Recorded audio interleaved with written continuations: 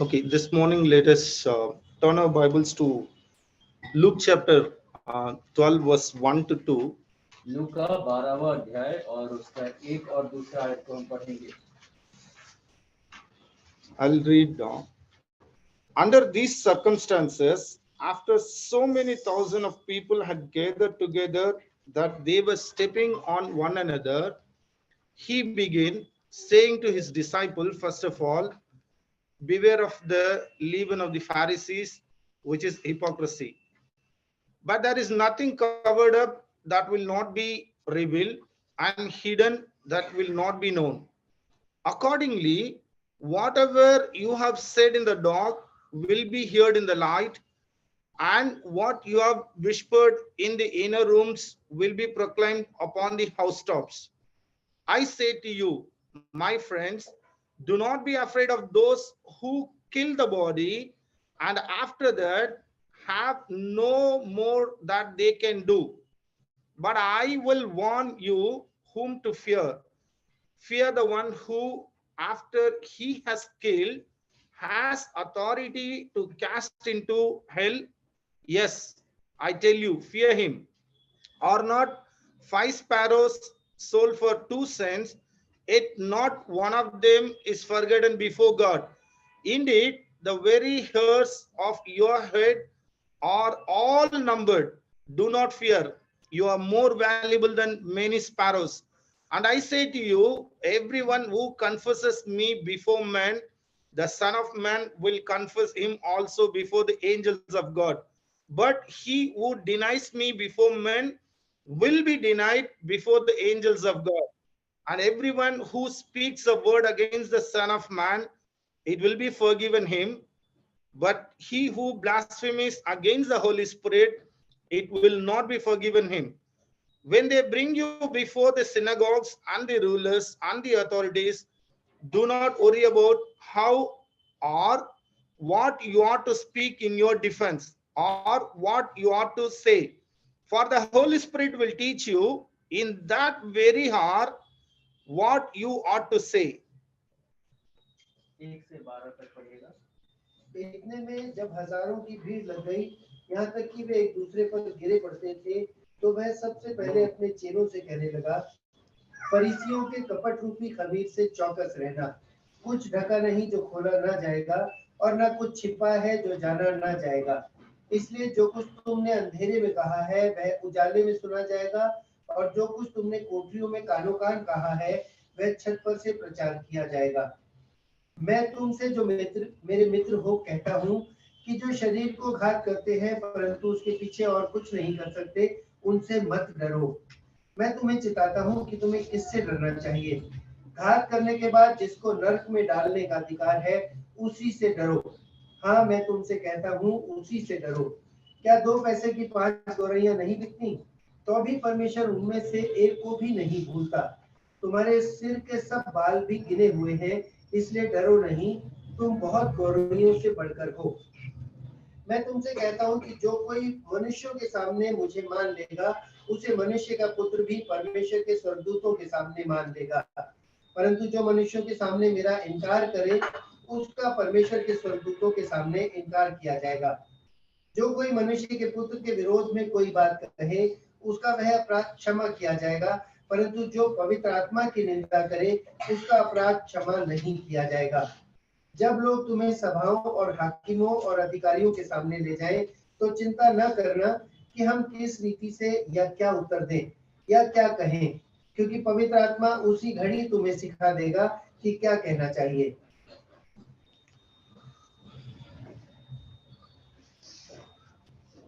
Thank God. So the subject of the sermon for today is confess Jesus before men. आज का जो मनन का जो शीर्षक है वो ये है कि यीशु को मनुष्यों के सामने कबूल करो। When I was called last Monday to share the word of God, जब सोमवार को मुझे बुलाया गया और बताया गया कि वचन का सेवकाई आपको करना है, so I was discussing with my wife that I want to share 1 Corinthians 1 and 2. तो मैं अपनी पत्नी को बता रहा था कि मैं पहला कुरिन्थियों उसका पहला और दूसरे अध्याय से बांटना चाहता हूँ। And one more option that I was proposing is I want to talk about why God does everything. और दूसरा जो विषय मेरे मन में था वो ये था कि क्यों परमेश्वर सब कुछ करता है। So the immediate challenge that or the response that I got from her was, और पत्नी ने ऐसा तुरंत जवाब दिया, since in both subjects that I mentioned, by God's grace, I'm very much comfortable, and God has given me the grace to understand those two subjects. क्योंकि जो दोनों विषय आपने बताया वो दोनों को आप अच्छी तरह समझते हैं और आप उसको समझने का कृपा भी परमेश्वर ने दिया है। So she challenged me, since you are comfortable with those two, would you prefer that, or why not you wait for God's presence, and why don't you go for different one if Lord willing?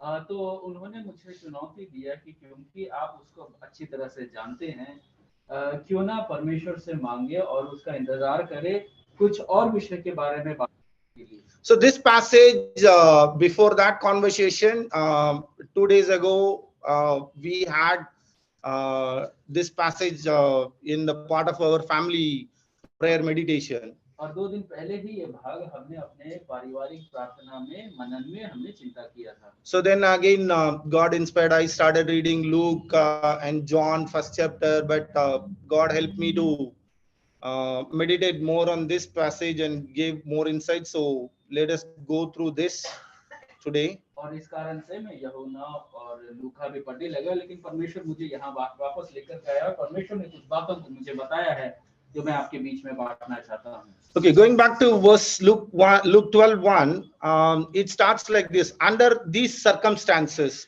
12वें अध्याय के पहला आयत इस प्रकार से शुरू होता है, इन परिस्थितियों के अधीन। In this verse, I want to just keep a few words or a few terms in our mind, so that we'll discuss that now. इसके संदर्भ में कुछ शब्दों को उल्लेख करता हूं जो हम अभी मनन करने वाले हैं। So under these circumstance, इन परिस्थितियों के कारण, and Jesus was talking to his disciples first of all, सबसे पहले कि वो अपने शिष्यों से बातचीत कर रहा था, and he makes a mention, beware of the leaven of the Pharisees. और वो फरीसियों के खमीर से चौकस रहने के लिए याद दिला रहा है। So that leaven is their hypocrisy. और ये जो खमीर है उनका कपट है। Okay, under these circumstances, what was the circumstance? ये परिस्थितियां क्या थी? To understand the context or the circumstance, obviously we have to go, or we have to start from Luke 11. और इन परिस्थितियों को समझने के लिए हमें एक अध्याय पीछे यानी लूका 11वें अध्याय में जाने की जरूरत है। Luke 11:1, it says it happened that while Jesus was praying in a certain place, so Jesus was completing his prayer. और लूका 11 अध्याय का पहला वाक्य इस प्रकार से कहता है कि प्रभु यीशु मसीह अपने प्रार्थना को समाप्त कर रहा था। So when he finished his prayer, और जब उसका प्रार्थना समाप्त हो गया, so one of his disciple, he came to him.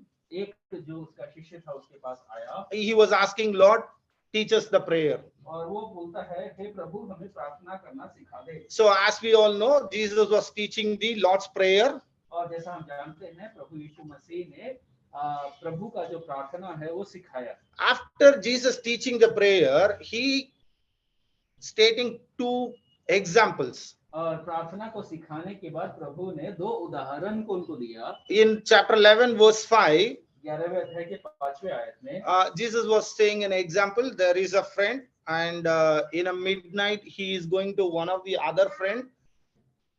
एक मित्र है जो मध्य रात्रि में दूसरे मित्र के पास जाता है, asking for a meal because he got a visitor to him. He doesn't have anything to serve for him, so he was going to his neighbor with a shamelessness. और रोटियों की मांग करता है, उसके यहाँ मेहमान आए हैं और मेहमान को देने के लिए उसके पास कुछ नहीं था, इसलिए वो मित्र के पास आया और बेहिचक बिना शर्म के वो रोटी की मांग करता है। Okay, if you turn your Bibles, I just marked a few phrases or terms that you can see. अपने बाइबल में देखिए, मैंने भी उसको जो खास जो शब्द है उसको अलग रंग दिया है। So Jesus using a way of inclusiveness. Suppose one of you has a friend. So He is making them to be part of his conversation. अपने जो वार्तालाप है उसमें उनको भी जोड़ करके प्रभु यीशु मसीह कह रहा है, And it is not a day, it is a midnight. और वो दिन नहीं है, वो मध्य रात्रि है, And the friend, he has nothing to serve him. और मित्र के पास मेहमान को देने के लिए कुछ भी नहीं है, But he didn't hesitate to knock the door of another friend. लेकिन वो बिल्कुल भी संकोच नहीं किया अपने मित्र के दरवाजे पर ठकठकाने So के when लिए। we understand this, we need to understand in accordance with the prayer. जब हम इसको समझने की कोशिश करते हैं तो प्रार्थना को याद रखते हुए समझने की जरूरत है। We need to feel that we have nothing to serve another people. ये इस बात को याद रखना है कि दूसरों का सेवा करने के लिए हमारे पास कुछ भी नहीं है। And Jesus also saying, do not hesitate. और यीशु भी कहता है इसलिए संकोच मत करो। And he is saying that that person, he went and knocked the door of the other friend. और वो मनुष्य अपने मित्र के दरवाजे पे जाता है और खटखटाता है। Even though the other friend initially denied, भले ही जो दूसरा मित्र है पहले तो मना करता है, but later he says in verse 8, और लेकिन बाद में 8वें आयत में कहता है, I tell you, मैं कहता हूँ, even if he will not get up and give him anything just because he is his friend, यदि उसका मित्र होने पर भी उसे उठकर ना दे, yet because of his shamelessness, तो भी उसके लज्जा छोड़कर मांगने के कारण he will get up and give him वो उठेगा और उसे देगा as much as he needs. जितनी आवश्यकता So हो। Jesus was saying, when we pray for others, यीशु मसीह कह रहा था कि जब हम so we दूसरों should के लिए knock प्रार्थना him, करते we should knock his door. हमको उसके दरवाजे पे खटखटाना है। Invariable of time, whether it is a day or night, समय का विचार करते बिना किए हुए दिन हो या रात, without a shamelessness, और we बिना- should knock him. बिना संकोच किए हुए प्रभु के पास जाना है। And he says, yes, I will respond. और वो कहता है कि मैं जवाब दूंगा। Okay, so the in this Jesus was teaching them, ask, seek, and not in the prayer. और इस प्रार्थना में प्रभु यीशु मसीह सिखा रहा है, मांगो, खटखटाओ। And the another ढूंढो। the another example, second example, Jesus was talking about a relationship between a father and a son. और दूसरा जो उदाहरण प्रभु यीशु मसीह दे रहा था वो है पुत्र और पिता के बीच का जो संबंध है। So that you can find in the Bible, but I want to just go to the last verse that Jesus was saying. और वो हम बाइबल में पा सकते हैं। So और जो लास्ट आयत प्रभु यीशु मसीह ने कहा, here Jesus was saying, और यहाँ पे प्रभु यीशु मसीह कह रहा है, a father एक पिता who is giving the right things that his son is asking. एक पिता जो सही चीज है और उसका पुत्र मांग रहा है, How do we call the father? उस पिता को हम क्या पुकारते हैं? But Jesus says, लेकिन प्रभु यीशु मसीह कहता है, despite being evil, दुष्ट होते हुए भी, even though the father is giving what his son is asking, भले ही पिता पुत्र जो मांग रहा है वो देता है, he has been considered in the sight of God as being evil. प्रभु के नजर में उस पिता को दुष्ट के रूप में देखा गया Then है। he is comparing God the Father और फिर वो परमेश्वर पिता के साथ तुलना करता है। in verse 13. So if you, despite being evil, और 13वें आयत में तुम दुष्ट होते हुए भी know how to give good gifts to your children, जानते हो अच्छे वस्तुओं को अपने पुत्र को, बच्चों को how देने के लिए, much more तो स्वर्गीय पिता कितना will your ज्यादा heavenly Father give the Holy Spirit to those who ask him. तो स्वर्गीय पिता अपने मांगने वालों को पवित्र आत्मा क्यों ना देगा। I had a difficulty in understanding this passage. ये भाग को समझने में मुझे थोड़ा Probably मुश्किल 2-3 years back, 2-3 साल पहले I was listening to John MacArthur's sermon. John MacArthur के भाषण को मैं सुन रहा था। After listening to his sermon, almost I was about to dance. ये सुनने के बाद तो मैं नाचने वाला था। John MacArthur made it clear that let it be anything in your prayer. John MacArthur ने इस प्रकार से कहा कि आपके प्रार्थना में कुछ भी हो, What would be the response from the Heavenly Father? पिता परमेश्वर का स्वर्गीय परमेश्वर का जो जवाब होगा वो क्या होगा? Our heavenly Father, he is not evil. हमारा जो स्वर्गीय पिता है वो दुष्ट नहीं He है। will not just give what we ask. हम जो मांगेंगे वो सिर्फ दे नहीं देगा। Jesus makes a mention. प्रभु यीशु मसीह कहता है He will much more. He will give much more. वो उससे बढ़कर देगा, And his response would be Holy Spirit. और उसका जो जवाब होगा वो पवित्र आत्मा होगा। Why Jesus was saying that for any of your prayer, God the Father's answer would be Holy Spirit. Why? क्यों प्रभु ने ऐसा कहा कि तुम्हारे प्रार्थना का जो जवाब है वो पवित्र आत्मा होगा? ऐसा क्यों परमेश्वर? In John 14, 16 and 17, यूहन्ना 14, 16 और 17 में I will ask the Father, मैं पिता से बोलूंगा, he will give you another helper. वो एक सहायक को देगा, As Emmanuel, जो इमैनुअल है। Matthew 1:21 and 23, मत्ती 1:21 और 23, Jesus, the God, the second head of God, he was with us. प्रभु जो त्रिएक परमेश्वर में दूसरा है वो हमारे साथ था। He says, when I leave जब मैं जाऊंगा to be an Emmanuel, प्रभु हमारे साथ, to God be with you, जब प्रभु हमारे साथ, God the Father will give you another helper.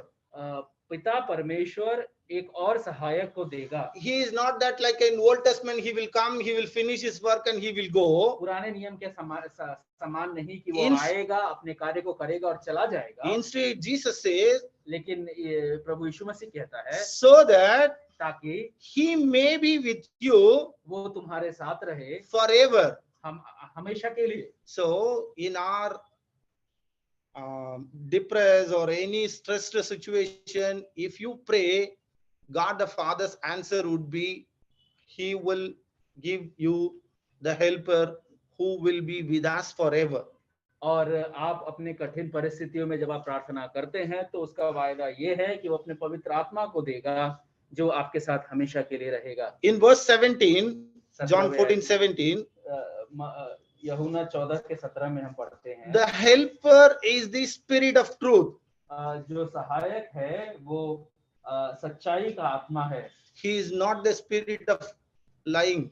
और वो झूठ का आत्मा नहीं है। He is a spirit of truth. वो सच्चाई का आत्मा है। He says, whom the world cannot receive, जो संसार जिसको प्राप्त नहीं कर सकता, because it does not see him or know him. क्योंकि संसार उसको देख नहीं सकता या जानता नहीं है। When Brother Linson, when he was sharing the word, he said that we didn't choose God first, God loved us first. जब लिंसन वचन से बांट रहा था तब उसने बताया कि हमने परमेश्वर को नहीं चुना है लेकिन परमेश्वर ने हमें चुना है। So that's what Jesus says, but you know him.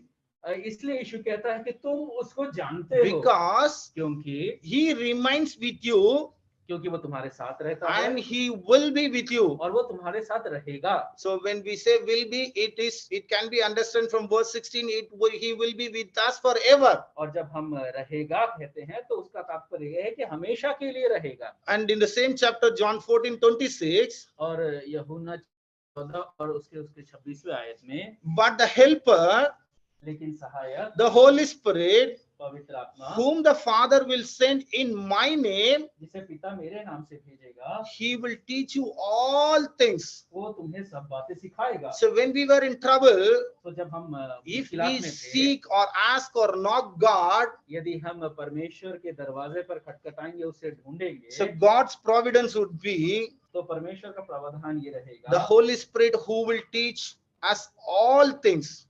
आत्मा जो हमें सब कुछ सिखाएगा। So what the Holy Spirit will teach? तो पवित्र आत्मा हमें क्या सिखाएगा? Will he teach his own? क्या वो अपने आप सिखाएगा? Jesus says, प्रभु कहता है, and remind you of all that I said to you. और वो याद दिलाएगा जो कुछ भी मैंने तुम्हें बताया। That is the union between triune God. और ये त्रिएक परमेश्वर के बीच का संबंध ये है। In John 16:7 and 8, यूहन्ना 16:7 और 8 में हम इस प्रकार से पढ़ते हैं। in 8, 8वें आयत the में, Holy Spirit, पवित्र आत्मा, he will, when he comes, जब वो आएगा, he will convict the world regarding sin. संसार को पाप and और righteousness धार्मिकता and judgment. और न्याय के विषय में निरुत्तर So करेगा। that would be the answer of God the Father for our prayers. और परमेश्वर का हमारे प्रार्थना का जो जवाब है वो ये रहेगा। And in verse 13, the same chapter 16:13, और 16 के 13 में हम पढ़ते हैं, but when he the Spirit of truth comes, और जब वो सत्य का आत्मा आएगा, he will guide you in all the truth. वो आपको सच्चाई में आपको अगुवाई करेगा। It is not the few truth, थोड़ा सच्चाई नहीं। so when the Spirit of truth, when God the Father answers our prayer as the Holy Spirit, जब परमेश्वर पिता हमारे प्रार्थना का उत्तर पवित्र आत्मा के रूप में देता Holy है, Spirit will guide us into all the truth, पवित्र आत्मा हमें सच्चाई में अगुवाई करेगा, and he will disclose to us what is to come. और वो हमें बताएगा क्या होने वाला है। So when we don't know what to do, जब हमको पता नहीं है क्या करना when है, we pray to God the Father, जब हम पिता परमेश्वर से प्रार्थना करते हैं, God the Father will not provide you the solution. पिता परमेश्वर आपको उसका समाधान नहीं Instead, देगा, he will provide himself as the solution. वो अपने आप को समाधान के रूप में प्रकट करेगा। And in verse 14, और 14वें आयत में why God the Father will provide Holy Spirit as the answer is क्यों पिता परमेश्वर पवित्र आत्मा को जवाब के रूप में देगा, because क्योंकि Holy Spirit will glorify Jesus, क्योंकि पवित्र आत्मा यीशु मसीह को महिमा देगा, and he will speak or he will take what Jesus was taught, और वो बताएगा जो प्रभु यीशु मसीह ने बताया, and he will also disclose it. So it will not be hidden for us, he will disclose it. और वो हमें विस्तार में बताएगा, वो उसको छुपाया नहीं जाएगा पर उसको बताएगा। So that is what Jesus was trying to tell his disciples in 11 when about the prayer. Whatever be your prayer, the answer from the God the Father would be himself. तो यही प्रभु यीशु मसीह अपने शिष्यों को बता रहा है कि तुम्हारी प्रार्थना कुछ भी हो, उसका जवाब वो खुद है। So after saying this prayer and the example, ये प्रार्थना और उदाहरण के बाद in chapter 11:14, 11वें अध्याय लूक 11 और उसका 14वां आयत, Jesus has healed he cast out a mute demon, और उसने एक गूंगी दुष्ट आत्मा को निकाला, and that mute person, he started talking, और ये जो गूंगा था वो बोलने लगा, and the crowds were amazed. और जो भीड़ थी वो अचंभित हुई। But what was the response from the crowd? लेकिन जो भीड़ का प्रत्युत्तर था वो क्या था? In Luke 11:15, 11 के 15 में, but some of them said, कुछ लोगों ने कहा, उनमें से कुछ ने कहा, he cast out the demons by Beelzebul, वह तो बाल-जबूल नामक दुष्ट आत्मा के the प्रधान के ruler of the सहायता से demons. दुष्ट आत्मा को निकालता है। ये जो दुष्ट आत्माओं का हाकिम है उसके नाम पे दुष्ट आत्मा को निकाल रहा है। And there is one more crowd, और एक और भीड़ है, they were testing him, और वो उसका टेस्ट कर रहे थे, they were demanding him वो उससे आग्रह कर रहे थे, to show the sign from heaven. स्वर्ग से कुछ चिन्ह को दिखाओ। But Jesus said लेकिन प्रभु ने the कहा, example of Jonah would be the like a sign, and there won't be any sign to them. तो यीशु ने कहा कि योना के चिन्ह के अलावा तुम्हें और कोई चिन्ह नहीं दिया जाएगा। And Jesus was warning them. और यीशु उनको चेतावनी देता है। When we read Matthew brings the blasphemy against Holy Spirit immediately after this text. जब हम मत्ती पढ़ते हैं तो मत्ती जो है पवित्र आत्मा के खिलाफ बोलने वाला जो वाक्य है उसको इस भाग के तुरंत बाद लिखा हुआ है, Whereas Luke reserves it. लेकिन लूक थोड़ा रुक जाता है, We will see it later. उसको बाद में लिखता है। But Jesus was saying, प्रभु यीशु मसीह कह रहा है, he is the someone stronger than Beelzebul.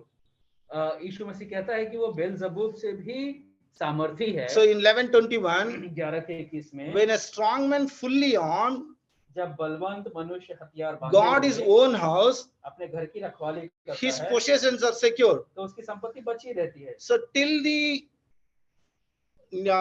starting of New Testament, or till the Jesus coming into this world, Satan was thinking that he has everything. प्रभु यीशु मसीह के आगमन तक शैतान ऐसा सोचता था कि उसके पास सब कुछ है। He was thinking that he is a strong man, he was fully armed, he can protect all and he can spoil all the souls. वो ऐसा सोचता था कि वो सामर्थी है, वो सब कुछ को संभाल सकता है और वो सारे आत्माओं को अपने कब्जे में कर लेगा। Jesus was saying that he is someone who is stronger than he, and he attacks him, overpowers Satan, and he makes his plunder. और वो ऐसा कहता है कि वो उस पर आक्रमण करेगा, शैतान पर आक्रमण करेगा, उस पर कब्जा करेगा और सब कुछ लूट लेगा। So these are all going in the same context. और ये सब कुछ इसी पृष्ठभूमि में होकर है। In chapter 11, two important verses that we need to know. 11वें अध्याय में जो दो खास आयतों को हमें जानने की जरूरत है। In verse 23, 23वें आयत में Jesus is giving a warning. यीशु मसीह एक चेतावनी को दे रहा है। The one who is not with me is against me, जो मेरे साथ नहीं है वो मेरे विरोध में है, and the one who does not gather with me scatters. और जो मेरे साथ नहीं बटोरता वो बिखेरता है। So Jesus is warning the Pharisees and the others, those who are asking or saying that he is a Beelzebul, and they are asking for a sign. Jesus was telling to them, the one who is not with me is against me, and the one who does not gather with me is scatters. जो लोग उसको बेलजबूब और उसके हाकिम के रूप में देख रहे थे, उसके बारे में बोले, तो उनको यीशु मसीह चेतावनी देता है, जो मेरे साथ नहीं वो मेरे विरोध में है, और जो मेरे साथ नहीं बटोरता वो बिखेरता है। But in verse 35, लेकिन 35वें आयत में to his disciples, अपने शिष्यों को he was saying, वो कहता है, so watch out, the light in you is not darkness. इसलिए चौकस रहना कि जो उजियाला तुझ में है वो अंधेरा ना हो जाए। So we'll discuss this on the later. हम बाद में इसके बारे में मनन In the करेंगे। verse 1 itself, Luke 12:1, we saw like the circumstance, and Jesus was warning them to be beware of the leavens of the Pharisee, which is hypocrisy. So we will just now see the hypocrisy. जो 12वें अध्याय में पहले आयत में इस कारण से जो लिखा हुआ था वो क्या था हमने देखा है, और अब हम उस खमीर के बारे में देखेंगे, या जो कपट के बारे में जो लिखा हुआ है उसके बारे में हम देखेंगे। In Luke 11:37, 11:37 में Jesus was invited for a lunch in a Pharisee's house. एक फरीसी के घर में भोजन के लिए यीशु को आमंत्रित किया गया था। Jesus didn't hesitate like us. हमारे समान यीशु मसीह को कोई संकोच नहीं था। He went in, वो गया, reclined at the table, उनके मेज पर बैठा, and when Jesus has not washed his hands, जब यीशु ने अपने हाथ को नहीं धोया, the Pharisees saw this ये फरीसियों ने देखा with a surprise. और वो अचंभित हुए। He didn't express anything. उसने कुछ भी नहीं बोला, He is just seeing with a surprise, और उनके अचंभा को देख करके, as an omniscient God, क्योंकि वो सब कुछ जानने वाला है, Jesus started revealing or pronouncing the woes to Pharisees. और ये जानते हुए जो श्राप है यीशु मसीह फरीसियों के ऊपर देने लगा। This parallel can be found in Matthew 23.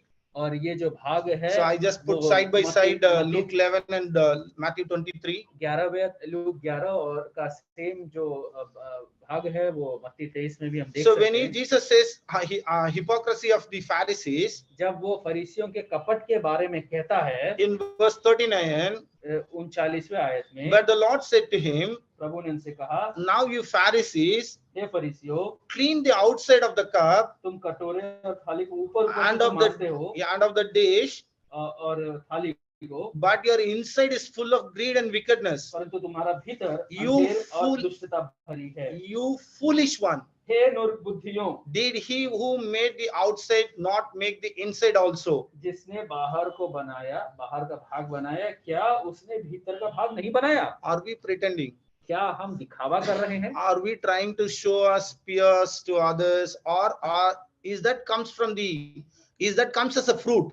क्या वो फल है या हम दिखावा कर रहे हैं? It is not that we need to do good things, but is that comes because that the relationship that we had with Jesus, are we producing that as a fruit, or are we trying to do the good deeds and get credit from God? क्या हम अच्छे काम इसलिए कर रहे हैं कि लोगों को दिखे, या फिर हमारा संबंध प्रभु के साथ इस प्रकार का है, इस कारण से वो फल के रूप में वो अच्छे काम निकल के आ रहे हैं? In Matthew, Jesus tells the truth. मत्ती में यीशु एक सच्चाई को बताता है, First, clean the inside, सबसे पहले भीतर की सफाई करो so that the outside of it may also become clean. ताकि बाहर भी सफाई हो जाए। So to become an outside clean, the relationship with God is much important.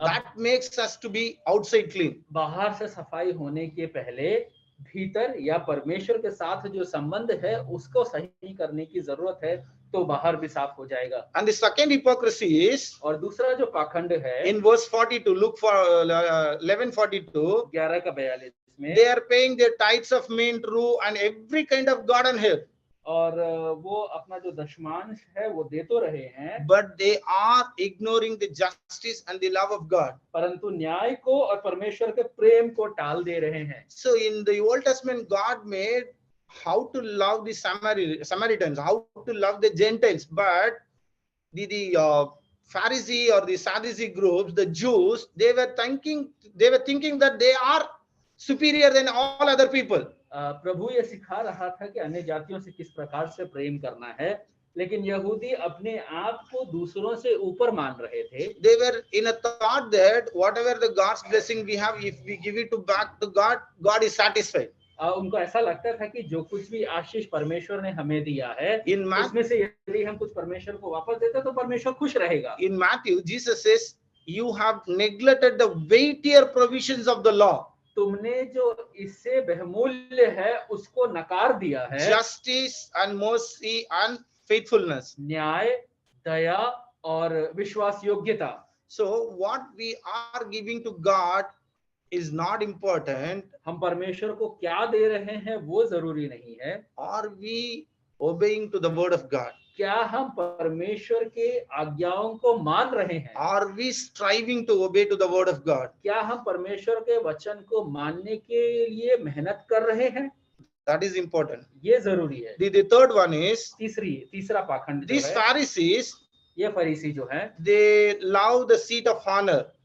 जो गद्दियां है जहाँ पे आदर सम्मान मिलता है उनको वो पसंद था। They are expecting personal greetings in the marketplace. और शहर में उनको उनके प्रति उनको जो आदर सम्मान मिलता है वो उनको पसंद था। Are we making us as priority, or are we ready to be like a Jesus in John 13 to wash the foot of disciples? क्या हम अपने आप को वो प्रमुख स्थान पर बैठाना चाहते हैं या बैठना देखना चाहते हैं, या प्रभु के समान अपने शिष्यों का पैर धोने के लिए हम तैयार हैं? In Mark 10:45, Jesus says मत्ती 10:45 में यीशु मसीह कहता है that he came to this world not to be served, but to serve. वो इस संसार में सेवा पाने के लिए नहीं पर सेवा करने के लिए आया है, ऐसा मत्ती में बताया प्रभु यीशु मसीह ने। So the fourth one is, और चौथा कपट जो है, he is warning the Pharisees, वो फरीसियों को चेतावनी देता you है, are like an unseen tombs. तुम वो अनदेखे कब्र के समान हो। Outside everything looks fantastic, बाहर से सब कुछ बेहतरीन है, but the people who walk over them are unaware of the tombs. लेकिन जो लोग उस वक्त से होकर के गुजर रहे हैं वो ये नहीं जान रहे हैं कि ये कब्र है। So we need to have a good relationship with God. इसलिए हमें परमेश्वर के साथ अच्छे संबंध की जरूरत है। And the next one is, और अगला जो कपट है, other than the written commandments, जो लिखे हुए आज्ञाओं के अलावा rabbis through their interpretation they made many commandments. ये जो रबी थे वो अपने अनुभव के अनुसार और सारी आज्ञाओं को भी लिख डाला। And they load the people with burdens that are hard to bear. और लोगों पर इतना बोझ डाल दिया कि लोग उसको लेकर चलने के योग्य नहीं रहे। At least when you put the burden, are you practicing the burden? No. क्या आप जब दूसरों पर बोझ डालते हैं तो क्या आप खुद उसको अपने जीवन में अमल करते हैं? Jesus was saying, yourselves will not even touch the burden with one of your finger. यीशु कहता है कि ये जो बोझ है तुम अपने उंगली से तो छूते तक नहीं। So when I was preparing, इसलिए जब मैं तैयारी कर रहा था, so I was asking God, Lord, this sermon be to me first. मैं प्रभु से कह रहा था कि हे प्रभु ये जो मनन है सबसे पहले मेरे लिए हो। So I was seeking grace. इसलिए मैं अनुग्रह मांग रहा था। That so that I don't need to be, I don't want to be an hypocrite. मैं वो पाखंडी बनना नहीं चाहता। And the last one is, और आखिरी कपट जो यहाँ पे लिखा है फरीसियों Jesus के is बारे saying to them में, यीशु उनको कह रहा है in 11:47, 11:47 में, "Woe to you, तुम for, पर हाय, for you build the tombs of the prophets.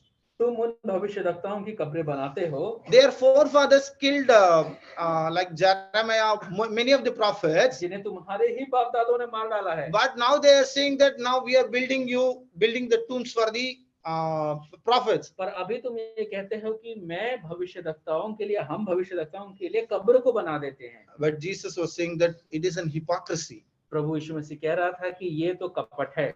Probably you can go back and read, आप घर जाकर के इसको पढ़ सकते because हैं। considering the time I need to go fast. समय को देखते हुए मुझे जल्दी जाने की जरूरत So है। this was the context. ये इसका पृष्ठभूमि है।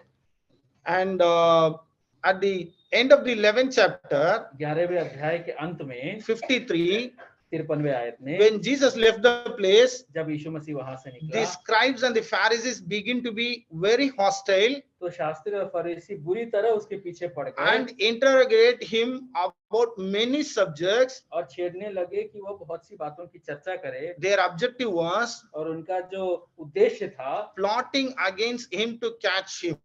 और घात में लगे रहे कि उसके मुंह की कोई बात पकड़ ले। So that was the circumstance. ये था परिस्थिति। Jesus was warning them. यीशु मसीह उनको चेतावनी दे In रहा था। turn, they are putting more pressure so that they want Jesus to make some mistakes. और वो यीशु मसीह पर प्रेशर डाल रहे थे कि ताकि यीशु मसीह कोई गलती करे। So in this circumstance, इस परिस्थिति में Jesus and not only the Pharisees, you can read in Luke 12:1, it says, after so many thousands of the people had gathered together that they were stepping on one another.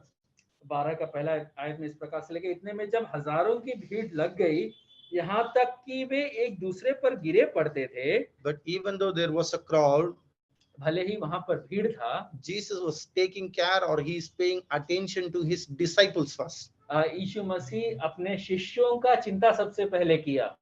So are we happy? क्या हम खुश हैं?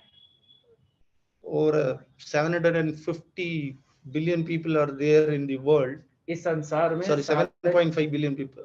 This is right. ये 7.5 billion लोग इस संसार में हैं। But are we not happy that we are chosen? क्या हम खुश नहीं कि हम इनमें से चुने गए हैं? So in verse 4, चौथे आयत में Jesus was saying, यीशु कहता है, now I say to you, my friends. मैं तुमसे जो मेरे मित्र हो कहता हूँ। What a wonderful privilege. क्या कितना बड़ा एक आशीष है। In verse 7, 7वें आयत में कहता है, in the later part, दूसरे भाग में, do not fear, चिंता डरो मत, you are more valuable. तुम बहुत बढ़कर हो। In verse 24, 24वें आयत में, in the later part, दूसरे भाग में, you are much more valuable. तुम इन सबसे बढ़कर मूल्यवान हो। In verse 32, 32वें आयत में, do not be afraid, little flock. हे छोटे झुंड मत डर, Father has chosen to give you the kingdom. पिता को यह भाया है कि तुम्हें राज्य दे। But in NKJV, it is like this. NKJV में इस प्रकार For से लिखा, it is your Father's good pleasure to give you the kingdom. ये पिता का आनंद का विषय है कि तुम्हें राज्य को दे। So are we happy that God is paying attention to us and He is giving His Holy Spirit? He is teaching everything to us. क्या हम आनंदित है कि परमेश्वर हमारे ओर रुचि रखता है और हमें जो कुछ भी चाहिए वो दे रहा है? In verse 2, 12 के 2 में Jesus was saying, यीशु मसीह कहता है, but there is nothing covered up that will not be revealed, कुछ ढका नहीं जो खोला न जाएगा, and hidden that will not be known. और ना कुछ छिपा है जो जाना न जाएगा। So Jesus is creating a confidence to His disciples यीशु मसीह अपने शिष्यों का हियाव को बढ़ा रहा है that the hypocrisy of the Pharisees will be revealed. फरीसियों का जो कपट है वो प्रकट किया जाएगा।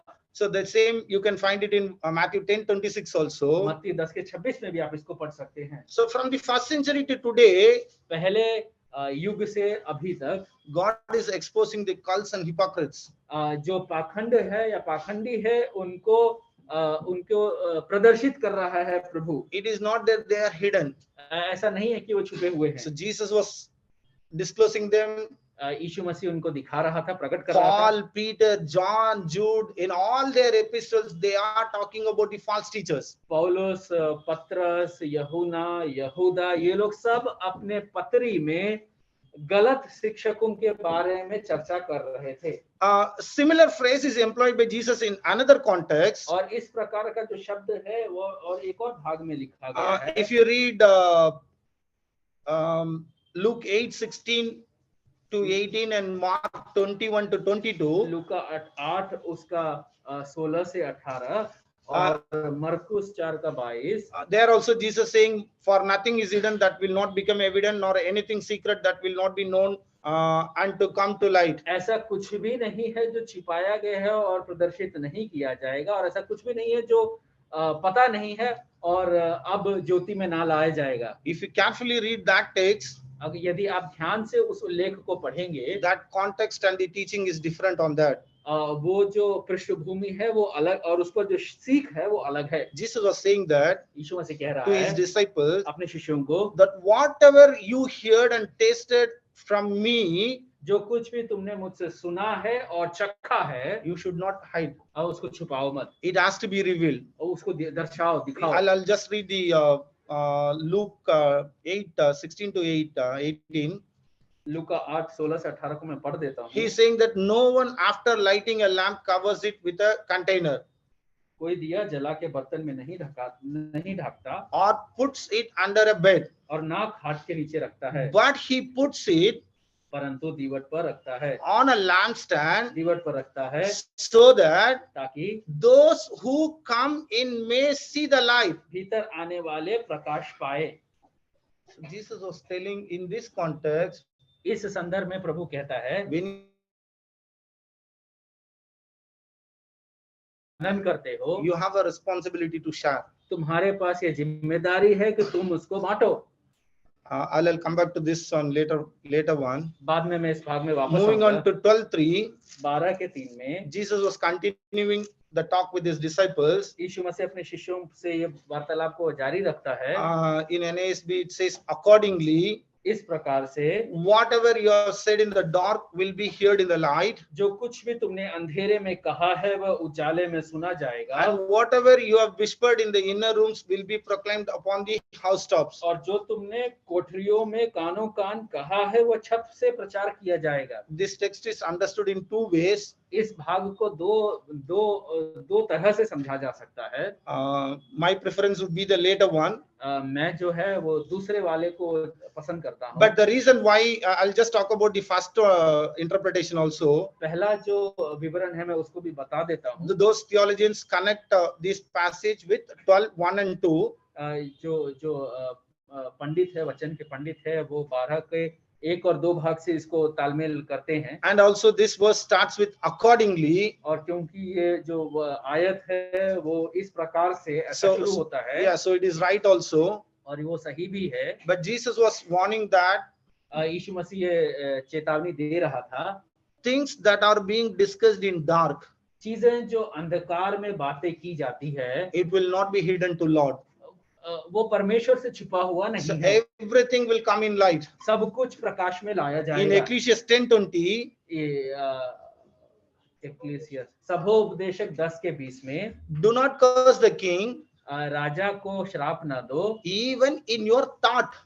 अपने विचार में भी ना दो। Do not curse the rich, अमीर को श्राप ना दो, even in your bedroom which has a अपने- 4 walls. अपने कोठरी में भी नहीं, क्योंकि भले ही उसके 4 For दीवार a है, bird of the air may carry your voice. क्योंकि वायु के जो चिड़िया है वो तुम्हारे उस शब्द को लेकर के So चला Jesus जाएगा। is saying nothing is secret. यीशु मसीह कह रहा था कि कुछ भी छिपाया नहीं जा सकता। One of my favorite passages is Psalms 139. मेरा जो एक खास पसंदीदा भाग है वो है भजन 139। So in that David says, यहाँ पे दाऊद Lord, कहता you है, have searched me and know me. हे यहोवा तूने मुझे जांच कर जान लिया है। And in verse 4 he says, for there is not a word on my tongue, but behold, O Lord, you know it altogether. हे यहोवा मेरे मुंह से ऐसी कोई बात नहीं जिसे तू पूरी रीति से ना जानता हो। In 1 Corinthians 4:5 also, पहला कोरिन्थियों के 4:5 में इस प्रकार से लिखा when है। Paul was talking to the Corinthian congregation, जब कोरिन्थ के विश्वासियों से प्रेरित पौलुस बात कर रहा है, they were judging him in a wrong way. वो उस पर गलत तरीके से न्याय कर रहे थे। Few groups are doing appreciating him, कुछ लोग उसकी बड़ाई कर रहे थे, but he was mentioning, लेकिन पौलुस कहता है, therefore judge nothing before the time, इसलिए प्रभु जब तक प्रभु ना आए समय से पहले किसी बात का न्याय ना करो, until the Lord comes, जब तक कि प्रभु ना आ जाए, who will both bring to light वही अंधकार को छिपी बातें, the hidden things, ज्योति में दिखाएगा, the hidden things of darkness and reveal the counsels of the heart. वही अंधकार की छिपी बातें ज्योति में दिखाएगा और मनों के अभिप्रायों को प्रकट करेगा। So the first interpretation is, तो इसका पहला विवरण इस प्रकार से है, whatever we think, जो कुछ भी हम सोचते we हैं, might think that it is not known to others, ऐसा हम सोचते होंगे कि ये दूसरों को नहीं पता but है, God will disclose it. लेकिन परमेश्वर उसको उजागर करेगा। But the later one is, जो दूसरा विवरण है, adding to the same Luke's interpretation, लूका का जो विवरण है उसको जोड़ते हुए, in the same context when Matthew writes, इसी पृष्ठभूमि के साथ जब मत्ती लिखता है, in Matthew 10:27, मत्ती 10:27 में he says, वो कहता है, what I tell you in the darkness. जो कुछ भी मैं अंधेरे में बताता हूँ, Jesus was telling to his disciples, प्रभु यीशु मसीह अपने शिष्यों को कहता है, every night I am teaching you. हर रात मैं तुम्हें सिखाता हूँ, Every night I am teaching you. हर रात मैं तुम्हें सिखाता हूँ, Speak in the light. ज्योति में बोलो, Whatever you heard in the night, जो कुछ भी तुमने रात में सुना you है, just speak in the light.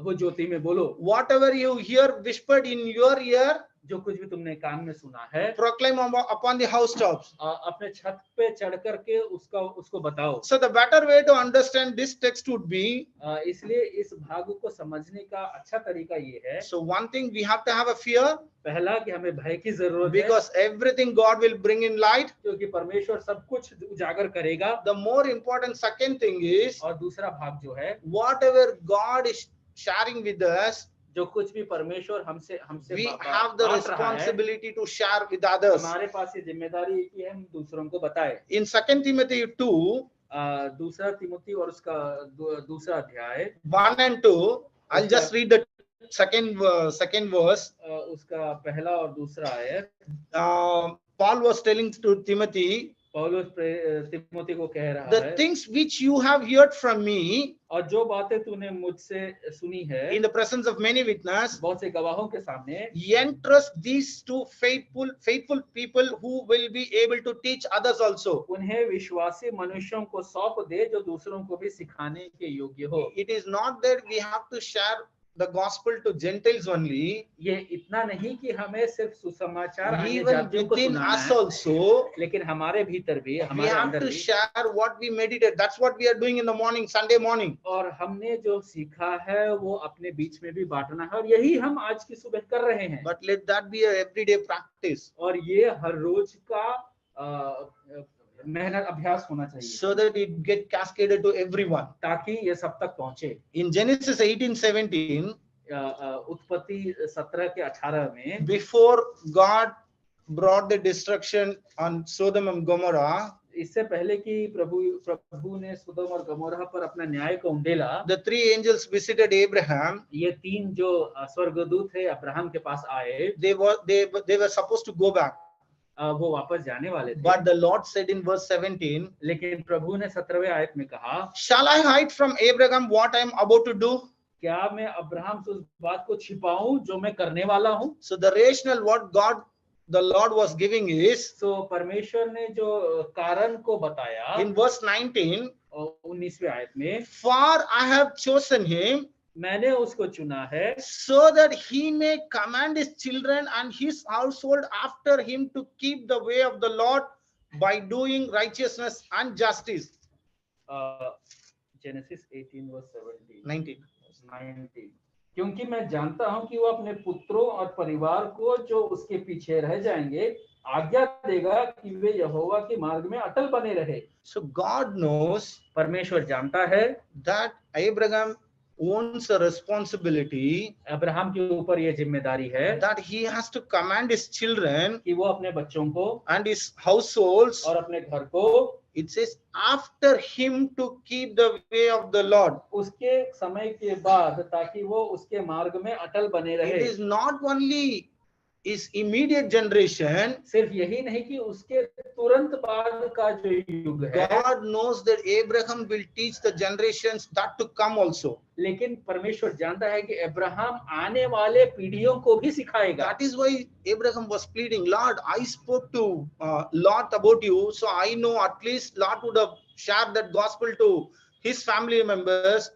So there will be 5 people at least in Sodom Gomorrah. Please don't destroy it. Abraham परमेश्वर से कहता है कि मैंने आपके वचन को लूत को बताया है और इसलिए लूत ने अपने परिवार को तो कम से कम बताया ही होगा, इसलिए 5 लोगों के कारण सुदोम और गमोरा का न्याय ना करे। John 17 and 18. यूहन्ना 17 और उसका 18वां आयत। This is before the crucifixion of Christ. प्रभु यीशु मसीह के क्रूसीकरण के पहले Jesus was praying to God the Father. प्रभु यीशु मसीह पिता परमेश्वर से प्रार्थना कर रहा है, Just as you sent me into the world, जैसे तूने मुझे जगत में भेजा, I also sent them into the world. वैसे ही मैंने भी उन्हें जगत में भेजा। So Charles Spurgeon makes a quote like this. Charles Spurgeon इस प्रकार से कहते हैं, Every believer is a missionary. हर एक विश्वासी एक सेवक है, If he is, सुसमाचारक है, if he is not, और यदि नहीं, he uses a word like a, forget that word, imposter. तो वो धोखा देने वाला है, He is a pretender. वो दिखावा करने वाला है। After the resurrection, प्रभु यीशु मसीह के पुनर्जीवित होने के बाद Jesus was saying the same phrase. प्रभु यीशु मसीह भी सेम शब्द का इस्तेमाल करता In है। John 20:21, यूहन्ना 20:21 में so Jesus said to them again, यीशु मसीह ने उनसे कहा, peace be to you. तुम पर शांति बनी रहे, Just as the Father has sent जैसे me, पिता ने मुझे भेजा है, I also send you. वैसे ही मैं भी तुम्हें भेजता हूँ। So Christ came to this world and he paid the price. प्रभु यीशु मसीह संसार में आया और उसका जो कर्ज था चुकाया। He loved us. He shared the gospel. उसने हमसे प्रेम किया, हमें सुसमाचार सुनाया। So we have the same responsibility. हमारे ऊपर भी यही जिम्मेदारी है। In Mark 4:23-25, मरकुस 4 और उसका 24 और 25। so Jesus was saying, what is the importance when you hear something, why you need to share? यीशु मसीह बता रहा है कि जब तुम कुछ सुनते हो तो क्यों जरूरी है कि तुम उसको बांटो। If anyone has ears to hear, let him hear. यदि किसी के कान हो तो वो सुन ले। And he was saying to them, और वो उनसे कहता है, take care what you listen. चौकस रहो तुम क्या सुनते हो। By your standard of measure, it will be measured to you. जिस नाप से तुम नापते हो उसी से तुम्हारे लिए भी नापा जाएगा। Which means, इसका मतलब, if you are generous to give whatever you hear to others, यदि आपने जो कुछ भी सुना है वो बांटने में आप तत्पर हैं, God will refill you. परमेश्वर आपको फिर से भर देगा। If we keep in us, और यदि हम उसको अपने पास ही रखते हैं, Jesus is giving a warning. यीशु मसीह एक चेतावनी को देता And he है, says, and more will be given you besides. क्योंकि जिसके पास है उसको दिया जाएगा, For whoever asks to him, more shall be given. और जिसके पास है उसे और दिया जाएगा, And whoever does not have, और जिसके पास नहीं है even what he has shall be taken away from him. उससे वह भी जो उसके पास है ले लिया जाएगा। This is a dangerous warning. ये एक खतरनाक चेतावनी है। If we don't share the gospel, or if we don't share the word that we meditate, यदि हम उस सुसमाचार को नहीं बांटते हैं या जो वचन हमें परमेश्वर ने दिया नहीं बांटते हैं, God will take it, परमेश्वर उसको ले लेगा, which is danger. जो कि खतरनाक है। Okay, so the next one is, what would be the risk involved, or what could be the price that we have to pay while sharing what we hear from Christ? हमने जो परमेश्वर से सुना है उसको जब हम बांटते हैं तो क्या दाम चुकाना पड़ सकता है या उसके साथ क्या रिस्क इन्वॉल्व है। Was that easy? क्या वो आसान है? In 12:4, Jesus says, लूक 12 के चौथे आयत में प्रभु यीशु मसीह कहता a है, threatening statement, एक चेतावनी वाला वाक्य, with a love he is saying to his friends, वो अपने प्रेम के साथ अपने मित्रों को कहता है, now I say to you, my friends, मैं तुमसे जो मेरे मित्र हो कहता हूँ, do not be afraid of those who kill the body. जो शरीर को घात करता है उनसे मत डरो। So Impliedly, he is saying that you will get killed. कहने का तात्पर्य ये था कि हो सकता है तुम्हारा घात हो जाए, But we need to understand, लेकिन हमें जानने की जरूरी है। Jesus makes a mention after that, प्रभु यीशु मसीह उसके बाद कहता है, and after that they have nothing more that they can do. उसके बाद उसके ऊपर कुछ करने के लिए They उनके have pass nothing to do with your eternal life. तुम्हारे अनंत काल के जीवन से उनका कुछ लेन देन नहीं है। In the later verse, in verse 5, और 5वें आयत में, but I will warn you, लेकिन मैं तुम्हें चेतावनी देता हूँ, to whom you should fear. तुम्हें किसका भय खाना चाहिए? Fear the one उसका भय खाओ who, जो after he has killed, घात करने के बाद, here he is in caps. यहाँ पर जो उसका वह जो है, It is understood that God is the killer also. इस कहने का तात्पर्य है कि मारने वाला भी परमेश्वर है। And after killing, और मारने के बाद he has the power and authority और उसके पास ये अधिकार है to throw that person into hell. उसको नरक में डाल देने के लिए। So there is one more theology called universalism. और एक और विचार है They जिसको say there is no universalism hell. कहते हैं। There is no hell. जो कहते हैं कि नरक नाम का कुछ भी नहीं है। But in Bible there are plenty of verses which talks about hell. लेकिन बाइबल में ऐसे बहुतेरे आयतें हैं जो नरक के बारे में Just make a note and go back home and read. In Matthew 25:30, Jesus talks about, मत्ती 25 का 23, and Matthew 25:41, he talks about eternal fire. 25 के 41 में भी लिखा है। 46, he is talking about eternal punishment. अनंत काल के कोप के बारे में 46 Psalms आयत में लिखा है। 9:17, he talks about hell. भजन 9 के 17 में नरक के बारे में लिखा है। Mark 9:43, he talks about unquenchable fire. Marcus 9 के 43 में कभी न बुझने वाले आग के बारे में लिखा है। 2 Peter 2:4, he talks about hell, pit of darkness. दूसरा पत्रस 2 के 4 में नरक और अंधकार का तराई गहराई के बारे में लिखा है। So we need to understand there is no universalism. इसलिए हमें ये समझने की जरूरत है कि यूनिवर्सलिज्म कहकर कुछ भी नहीं है। That all will not enter into eternal life. It is a narrow path. लोग अंतकाल जीवन को प्राप्त नहीं करेंगे और जो मार्ग है वो सकरा है। So then Jesus was creating a 6. 12 के 6 से लेकर के प्रभु बढ़ा रहा है। In the parallel text 10:29 of Matthew, he says, 2 sparrows sold for 1 cent. मत्ती 10 के 29 में जो भाग लिखा गया है इसकी इसी से तुलना में Here थोड़ा फर्क है। Here in Luke it says 5 sparrows for 2 cents. 5 sparrow के बारे में लिखा गया है और मत्ती में 2 के बारे में लिखा गया है। So one comes at a free of cost. एक जो है वो मुफ्त में मिला है। But Jesus says, यीशु कहता है, even that comes under free of cost, भले ही वो गौरैया मुफ्त में मिला हो, will not be forgotten before God. लेकिन वो परमेश्वर उसको भूमेश्वर से अनदेखा नहीं किया जा सकता है। So the God is the one who cares about ourselves. ये परमेश्वर है जो हमारे बारे में चिंता करता है। For gospel's sake, क्या इसका तात्पर्य ये है कि परमेश्वर हमें समाचार के लिए या उसके कारण मरने नहीं देगा? So yesterday night when I was going through this, कल रात को जब मैं इसके बारे में मनन कर रहा था, I was just want to quote some 2 examples. 2 उदाहरण मैं आपके सामने बताता हूँ। I'll come back to that.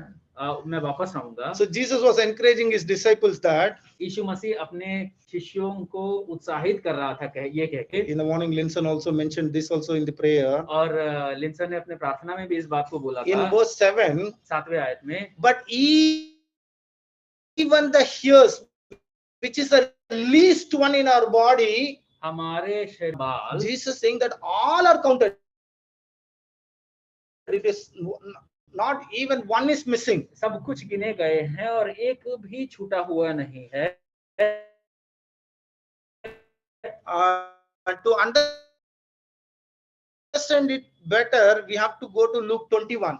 I'll just read Luke 21:12 to verse. Jesus was saying that you will be betrayed by your parents in verse 16, and he says, and they will put some of you to death. Look 21:12 से 18 को आप घर जाकर के पढ़िएगा। 21 जाएगा, वहां पर ऐसा लिखा है कि तुम्हारे माता पिता ही तुम्हें धोखा देंगे, हो सकता है तुम में से कुछ को मृत्यु का दंड मिलेगा। But later in verse 18 he says, लेकिन 18वें आयत में ऐसा कहता है, yet not a hair of your head will perish. लेकिन तुम्हारे सिर का एक भी भाग बाल नाश नहीं होगा। So even if we die for Christ, हमको प्रभु के कारण मरना पड़े, लेकिन हमारा एक बाल भी नष्ट नहीं होगा। so I was just want to talk about Jim Elliot. मैं जिम एलियट के बारे में आपको बताता It is हूँ। good that there is a big coincidence. ये अच्छा है कि So- एक ऐसा घटना हुआ। This was the day यही वो दिन है in 1956, 1956 में Jim Elliot and his 4 friends, Jim Elliot और उसके 4 मित्र they went to Ecuadorian jungle Ecuador गए, वहां पे जंगल में, and they have been speared to death. और वहां पे वो मारे गए। Even they haven't reached the people group of Aqua and Vadoni.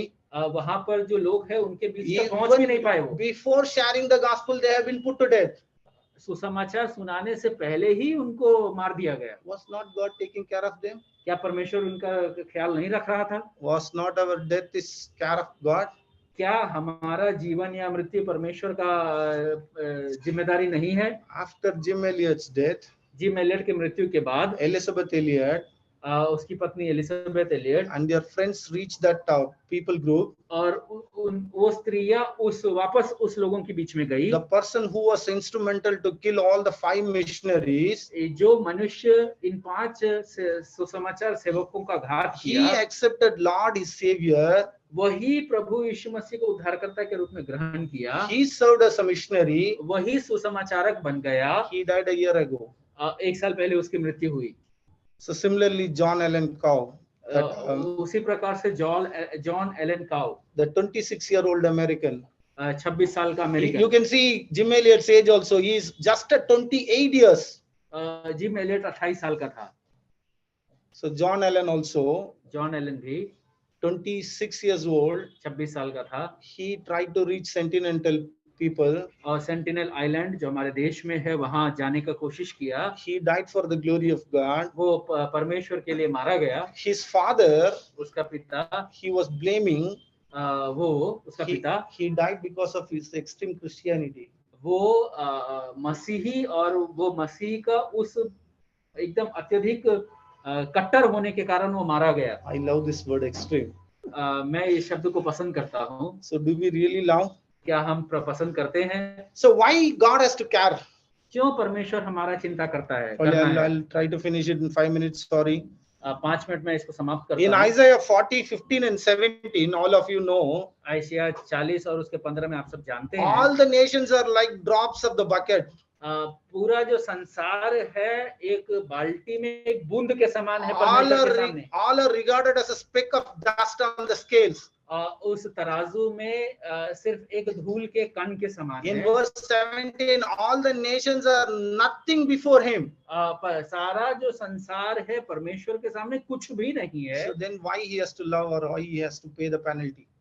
तो फिर हमसे प्रेम करने के लिए या हमें हमारे एवज में कर्ज को चुकाने की जरूरत क्या थी? So in 1 Peter 18 to 21, I'll just read the text. पहला पत्रस पहला अध्याय 18 से 21 में पढ़ते हैं। But with precious blood of the lamb, precious blood, अनमोल लहू के द्वारा, as of lamb unblemished the spotless, और वो भेड़ जिस पर कोई दाग न था, the blood of Christ, मसीह का लहू, for he was foreknown before the foundation of the world. जगत की सृष्टि से पहले ही वो जाना गया था। Jesus was found before the foundation of the world for die for us. यीशु मसीह को संसार के सृष्टि से पहले हमारे लिए मारे जाने के लिए रखा गया था। Ephesians is a classical text. Efficiency 1:3 to 8 इस बात को बहुत अच्छा से प्रकट करता है। 1:3 से लेकर के 8वें आयत में। I'll just read the one which I highlighted in blue. जो ब्लू में लिखा गया वो पढ़ देता हूँ। Just as he chose us in him before the foundation of the world. जिस प्रकार से उसने हमें अपने में चुन लिया है संसार के सृष्टि से पहले। Since he chosen us, क्योंकि उसने हमें चुना है। he predestined us to adoption as sons through Jesus Christ to himself. उसने हमें अपने पुत्र के रूप में ग्रहण किया है प्रभु यीशु मसीह के द्वारा। Why he did? क्यों किया है? To the praise of the glory of His grace. ताकि उसकी महिमा और उसका जो अनुग्रह है उसका महिमा हो। God wants to manifest, or God wants to reveal His glory. परमेश्वर Through this. अपने महिमा को इसके द्वारा प्रकट करना चाहता है। So going back to the Luke 12:8, look 12वें अध्याय में हम वापस आते हैं। so Jesus was warning, यीशु मसीह ये चेतावनी देता है, since you don't have control on your death, क्योंकि तुम्हारे मृत्यु पर तुम्हारा कोई कंट्रोल नहीं है, I am the one who cares for you, क्यों मैं तुम्हारा चिंता करता हूँ, even your hairs. तुम्हारे बाल के बारे में भी। So now He says, or He commands us, और अब वो कहता है, now I say to you, मैं तुमसे कहता हूँ, everyone who confessed me जो मेरे बारे में मुझे मान लेता है before people. लोगों के सामने, So He is saying that we have to confess. वो कहता है कि हमें भी मान लेना है। And in verse 10, और 10वें आयत में, and everyone who speaks a word against the Son of Man, और हर एक जो मनुष्य के पुत्र के खिलाफ बोलता है it will be forgiven him. उसका वो अपराध क्षमा किया But the जाएगा, one who blasphemes against the Holy Spirit, परंतु जो पवित्र आत्मा की निंदा करता है it will not be forgiven to him. उसका अपराध क्षमा नहीं किया जाएगा। With the fear, I have to talk something. Yeah. भाई के साथ मैं इसको बोलता हूँ। So Jesus saying that attributing His miracle to Beelzebul, यीशु मसीह कहता है कि क्योंकि तुम मेरे चमत्कार को बेल्जेबूब के द्वारा है बोलते हो, so the denial of the work of Holy Spirit through Jesus is considered as a blasphemy against the Holy Spirit. पवित्र आत्मा के कार्य को क्योंकि तुम नकार रहे हो, इसीलिए इसको ब्लास्फेमी के रूप में देखा जाता है। That is how we can understood from Matthew chapter. और इसी को हम मत्ती के अध्याय से भी समझ सकते हैं। But here the inspired writer Luke यहाँ पर लूका कहता है, deliberately bringing that near verse 10, which is next to confessing Jesus. 10वें आयत के पास में लेकर के आता है, जो कि प्रभु यीशु मसीह को मानने के वाक्य के साथ जोड़ा गया है।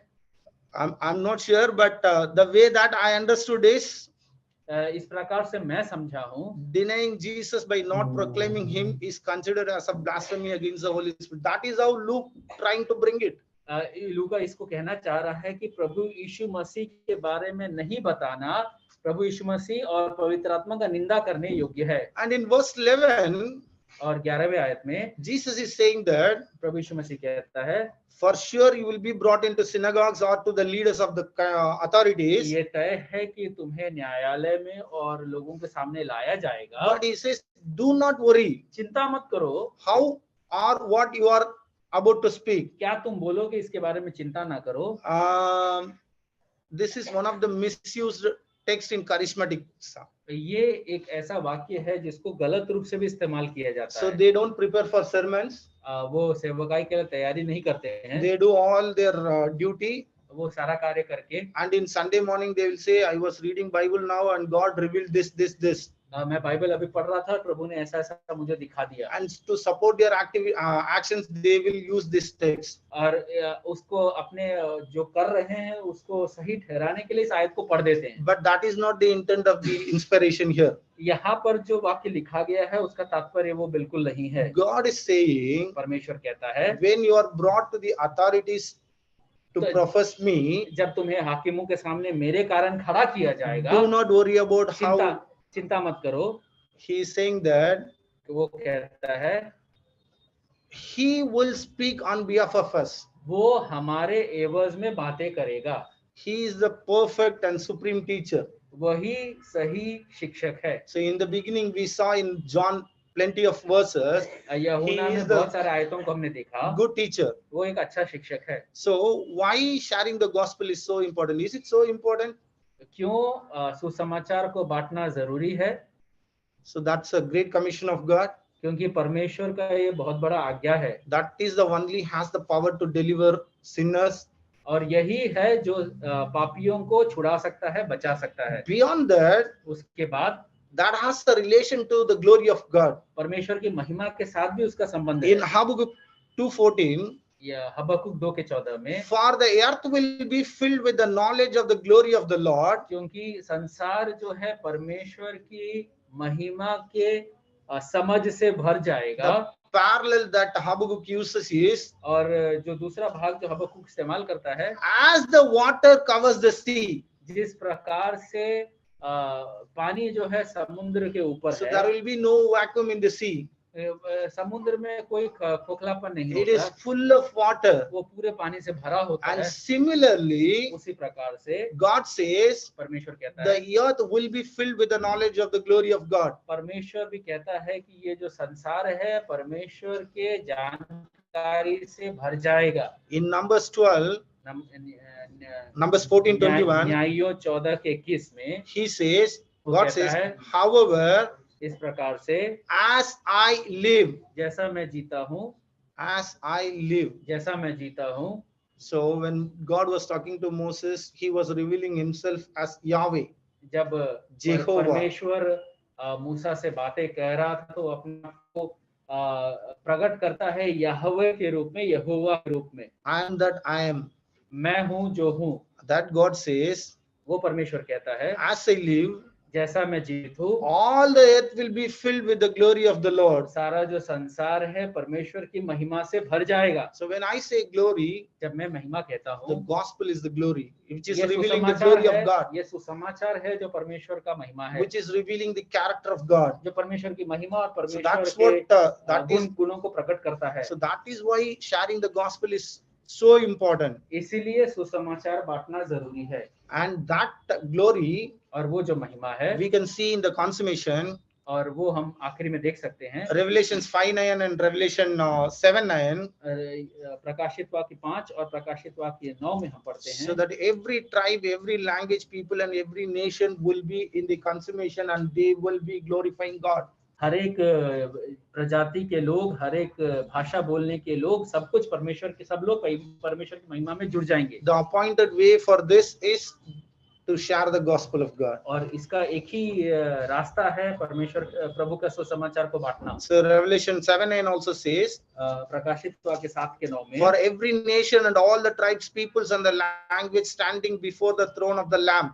हर एक भाषा और कुल के लोग परमेश्वर के सामने खड़े रहेंगे। In verse 10 it says, cried out with a loud voice saying, 10वें आयत में इस प्रकार से कहते हैं, salvation belong to our God who sits on the throne and to the Lamb. उद्धार के लिए हमारे परमेश्वर का जो सिंहासन पर बैठा है और मेमने का जय जयकार हो। So beloved brothers and sisters, प्रिय भाइयों और बहनों, are we serious in confessing God?